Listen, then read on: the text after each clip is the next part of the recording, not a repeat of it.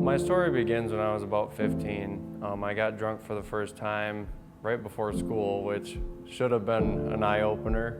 And I felt this rush of warmth, this feeling of exhaling for the first time. What started out being a weekend thing became the thing that I looked to in every terrible situation and in every good situation. It was definitely hurting me physically, emotionally, mentally, spiritually, and otherwise, and I didn't even realize it. And the first time I tried to quit, I started to experience the shakes pretty bad. And they weren't just normal little handshakes. This was starting to be like a whole body tremor. There was even 2 different times where I had a shotgun in my mouth, and I was ready to pull the trigger, and I was sitting there crying my eyes out, and something inside me, I believe it was God, told me, I have plans for you. I had a seizure in Sam's Club in Mount Pleasant, and I hit my head on the concrete, and I had a hairline fracture on my head with a brain bleed. And so they sent me to Grand Rapids in the ICU for a week.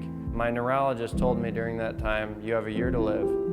If you continue drinking the way you do, you will die in a year. Even that was not strong enough to make me quit.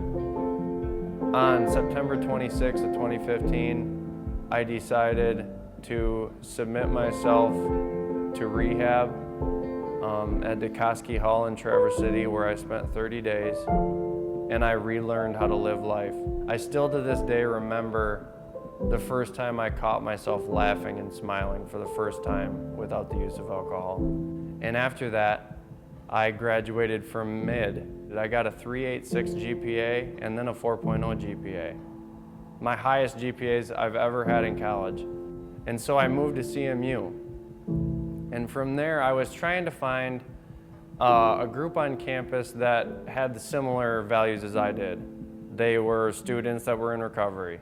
So CMU helped me get into contact with the people who would help me build my recovery. And they do this with a lot of students. And CM Crew helped me build my life in recovery, which is where I work now. And they helped me just build my life in recovery on campus here. And through that, I found the deepest inner peace that I've ever found. Alcohol took from me my job with the City of Cadillac. It took from me my finances. It took my family. It took my friends. It took every relationship that I've ever had. It took my hope, and it took my happiness, my peace, everything. And from my recovery, these things were given back. And now that I'm in this line of work, I just hope that I can lead so many people to recovery, and so that they can experience the same rewards that I've experienced.